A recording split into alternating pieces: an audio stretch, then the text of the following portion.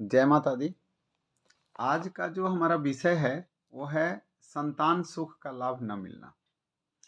तो आखिर संतान की प्राप्ति क्यों नहीं होती, इसके क्या कारण हैं और क्या यदि हम उपाय करें तो संतान का सुख मिल सकता है।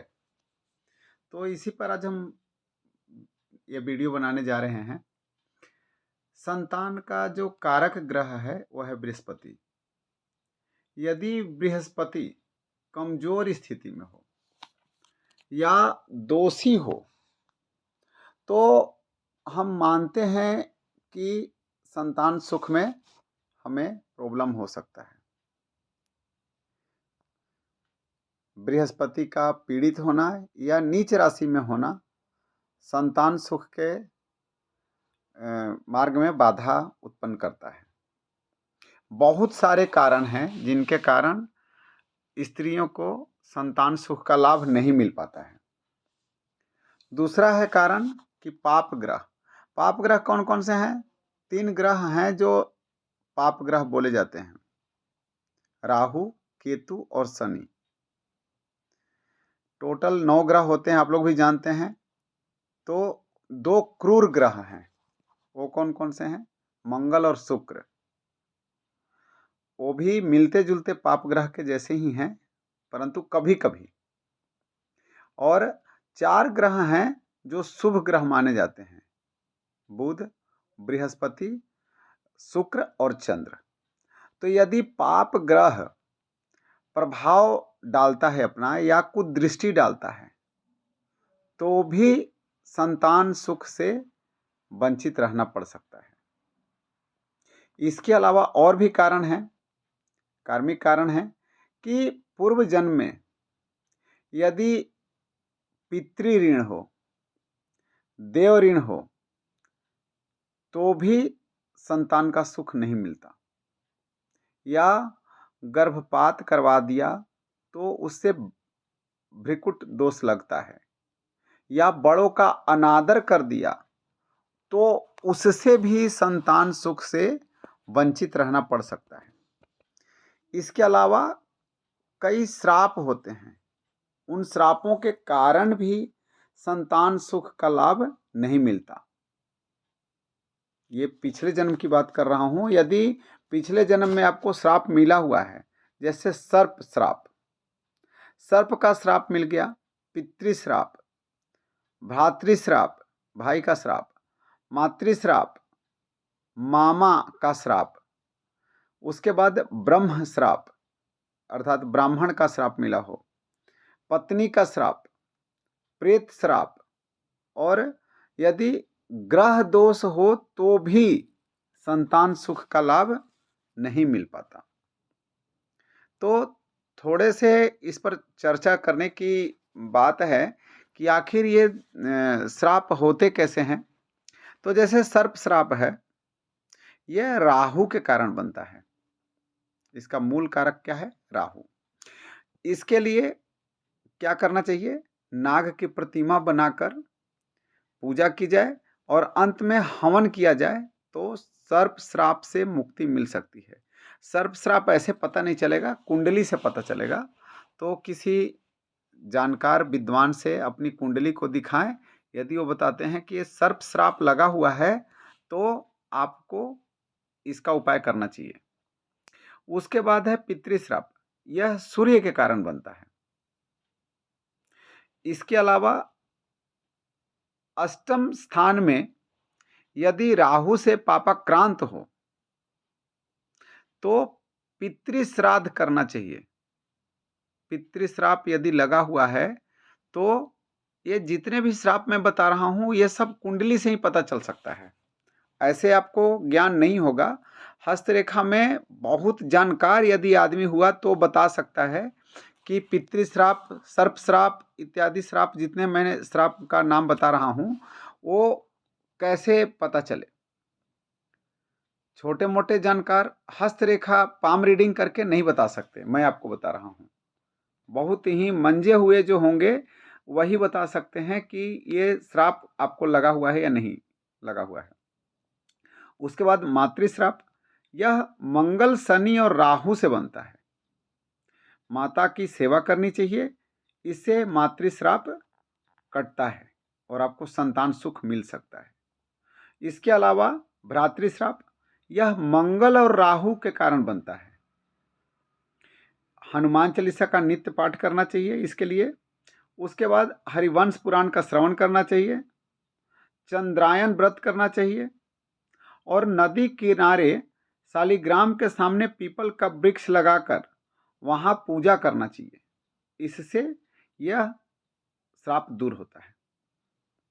मामा श्राप या मातुल श्राप बोलते हैं। मामा का श्राप भी यदि लगा हो तो उससे भी संतान सुख की प्राप्ति नहीं होती। तो यह यदि पंचम भाव में बुध, गुरु, मंगल एवं राहु और लगन में शनि के चलते यह बनता है, इसके लिए क्या करना चाहिए? मामा ने यदि श्राप दिया हो तो क्या करना चाहिए? इसके लिए आपको जल की व्यवस्था अर्थात कुआं, तालाब इत्यादि का निर्माण कराना चाहिए और वहाँ विष्णु भगवान की पूजा करनी चाहिए। तो इस श्राप से आपको मुक्ति मिल सकता है। उसके बाद ब्रह्म श्राप अर्थात ब्राह्मण का श्राप जो होता है, उससे भी संतान सुख से आपको वंचित रहना पड़ सकता है।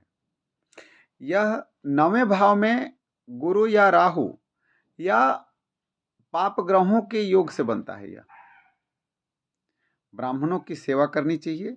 इसके लिए इसका उपाय यही है, ब्राह्मणों को भोज कराएं तो आपको इस श्राप से मुक्ति मिल सकती है।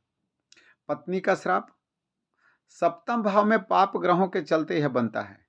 इसके लिए पत्नी क्या है? कन्या है, तो कन्या को भोज कराएं, कन्या पूजन करें और कन्या की शादी कराएं तो आपको इस पत्नी श्राप से मुक्ति मिल सकता है और आप संतान सुख के भागीदार हो सकते हैं। इसके अलावा प्रेत श्राप भी है जो सूर्य और 9वें भाव से संबंधित है। 9वें भाव से तो पितरों के पिछले जन्म में यदि कोई श्राद्ध नहीं करता है तो उन्हें प्रेत श्राप लगता है। इसके लिए पितृ का श्राद्ध करवाएं तो आप पितृ श्राप से छुटकारा पा सकते हैं। इसके अलावा ग्रह दोष जो है, बुध और शुक्र ग्रह के कारण बनता है। यह ग्रह दोष, शिव की पूजा करनी चाहिए और संतान गोपाल यानी बाल गोपाल का पाठ करना चाहिए। बाल गोपाल का जो मंत्र है उसका जाप करना चाहिए, विष्णु भगवान की आराधना करनी चाहिए और मंगल शनि के दोष से शतरुद्रीय जाप करना चाहिए। इससे मुक्ति पाने के लिए, मंगल शनि के दोष से मुक्ति पाने के लिए शतरुद्रीय जाप करना चाहिए। उसके अलावा और भी बहुत सारे कारण हैं जिनके कारण संतान सुख से स्त्रियां वंचित रह जाती हैं। जैसे यदि पितर दोष हाथ में है, कुंडली में है, तो भी आपको संतान सुख का लाभ नहीं मिल सकता। या मैं बताता चलूं कि कुछ उपाय हैं जिनको करके आप संतान सुख का लाभ उठा सकते हैं। सबसे पहला तो है, मानते हैं कि सबसे बड़ा है, बाल गोपाल की पूजा करनी चाहिए। यदि बाल गोपाल की आप पूजा करते हैं तो आपको मातृत्व सुख मिल सकता है। जो गोपाल मंत्र है उसका जाप करना चाहिए नित्य। स्कंद माता की पूजा करें क्योंकि स्कंद माता को बालकों का माता माना जाता है। और उसके अलावा खष्टी पूजा, बिहार में जिसे छठ पूजा बोलते हैं, खष्टी देवी की पूजा करनी चाहिए। इसके अलावा एक गर्भ गौरी रुद्राक्ष होता है, उसे गले में धारण करना चाहिए या पूजा के स्थान पर उसको स्थापित करके वहां पर 108 बार ओम नमः शिवाय का जाप करना चाहिए, तो भी आप मातृत्व सुख पा सकते हैं। उसके अलावा कुछ और भी उपाय हैं जो मैं यहाँ नहीं बता सकता, वीडियो के माध्यम से, क्योंकि कुछ ऐसे भी उपाय होते हैं जो सार्वजनिक नहीं किया जा सकता, परंतु मैं दावे के साथ कह सकता हूँ, दावे के साथ कह सकता हूँ, कोई गलत बात नहीं है। मैं ये नहीं बोल रहा हूँ कि उसमें कोई गलत या अश्लील बात है जिसे मैं छुपा रहा हूँ। मैं वो कुछ मंत्र ऐसे भी होते हैं जिनको सार्वजनिक नहीं किया जा सकता, परंतु मैं दावे के साथ कह सकता हूँ कि यदि वो उपाय किया जाए तो 100 में से 99.99% चांस होता है कि संतान सुख प्राप्त होगा ही होगा। मैं इतना कोई बड़ा ज्योतिष या विद्वान या महात्मा नहीं हूं, परंतु मैंने अभी तक 8 लोगों पर अपना जो भी है पूजा पाठ के माध्यम से मैंने 8 लोगों को अभी तक जो भी उपाय बताया, 8 के 8 लोगों को मातृत्व सुख मिला, जिसमें ऐसे लोग भी हैं जिनका 30 साल शादी का हो गया था और बच्चा नहीं हो रहा था, 9 साल शादी के हो गया जिन्हें बच्चा नहीं हुआ, परंतु मैंने उपाय उनको बताया और वे लोग मातृत्व सुख का लाभ उठा सके। तो आप अपने गुरु के पास जा कर के उनसे भी राय ले सकते हैं, या कोई जो जानते हों कुछ ऐसा, उनके पास जा कर के अपना राय विचार कर सकते हैं। देखिए, कुछ बहुत दोष जो बड़ा होता है उसका निदान तुरंत नहीं हो सकता। कुछ छोटे मोटे दोष होते हैं वो तुरंत खत्म हो जाते हैं, परंतु कुछ ऐसे दोष होते हैं जो बड़े होते हैं जिसमें समय लगता है। मैं एक व्यक्ति का हाथ देखा था, उनकी पत्नी का भी हाथ देखा था, तो मैं उनको बताया था कि आपके हाथ में तो संतान की रेखा अब है नहीं, एक रेखा थी जिसे आप लोगों ने खत्म कर दिया, उन्होंने गर्भपात करा दिया था। तो बोले, कबूल किए कि हाँ ऐसा हुआ, हमने सोचा कि अभी हमें ज़रूरत नहीं है, हम अपनी प्लानिंग बाद में करेंगे, और अब दोबारा आपके हाथ में संतान की रेखा नहीं है, परंतु समय लगेगा, सब परमात्मा के हाथ में है। और 3 साल के बाद उनकी पत्नी गर्भवती हुई और उनको बिटिया पैदा हुई। बेटा या बेटी कोई मायने नहीं रखता, ये उनके लिए मायने रखता है जिन्हें बेटा हो गया या बेटी हो गई, तो बेटी हो गई तो बेटा चाहिए, बेटा हो गया तो बेटी चाहिए। परंतु जिनके बच्चे नहीं होते हैं वो तो बोलते हैं कि बेटा हो बेटी हो कुछ भी हो जाए। अब वो जमाना नहीं है कि पुत्री हो या पुत्र हो। तो 3 साल के लंबी समय के बाद मैं लेकिन उनको जो जो उपाय बताता रहा, समय समय पर वो लोग उस उपाय को करते रहे, और 3 साल के बाद वो प्रेग्नेंट हुई और उन्हें पुत्री की प्राप्ति हुई। तो होगा, जरूर होगा। यदि परमात्मा पर आपको भरोसा है तो असंभव कुछ भी नहीं है, क्योंकि मार्कंडे ऋषि की कहानी आप लोग को पता ही है, मैं एक वीडियो में बताया भी था। अल्पायु थे, परंतु यमराज भी उनका जान नहीं ले सके। तो असंभव कुछ भी नहीं है, लेकिन इसके लिए आप अपने कर्म को ठीक करें, और जो उपाय हो सके, जो कोई यदि बताए कि उपाय ऐसा है, गलत उपाय तो करना नहीं, पहले बता रहे हैं, उससे और दोष लग जाता है। कोई कोई भूत पिशाच वाला उपाय करने लगता है, तो डाकनी पिशाचनी की पूजा करने लगता है, तो वो और दोषी हो जाता है, जो आपको होना भी होगा तो नहीं होगा। कोई उपाय यदि भक्ति की करता है, चाहे किसी भी भगवान की पूजा के लिए बताता है, तो अवश्य करें। सारे भगवान एक ही हैं। मैं तो माता रानी का भक्त हूँ और माता बहुत दयालु हैं।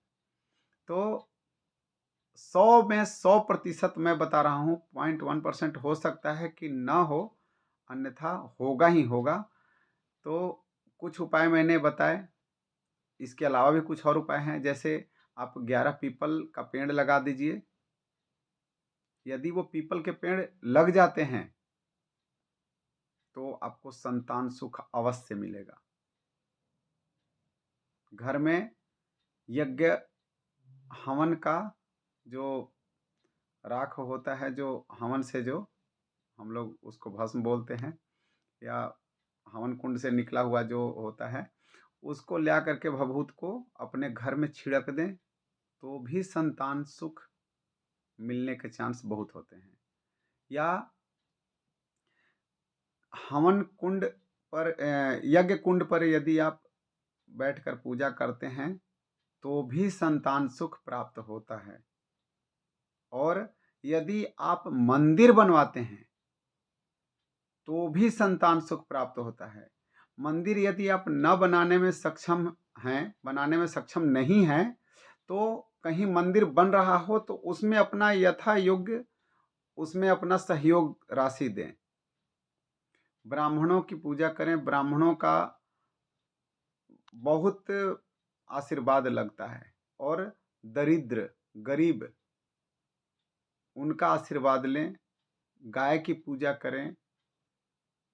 और कुछ और भी उपाय हैं। यदि आपको इस तरह की समस्या होगी तो आप हमसे संपर्क कर सकते हैं।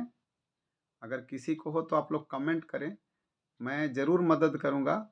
मुझे कुछ पैसा नहीं चाहिए, भगवान का दिया हुआ सब कुछ है, निःशुल्क सेवा है।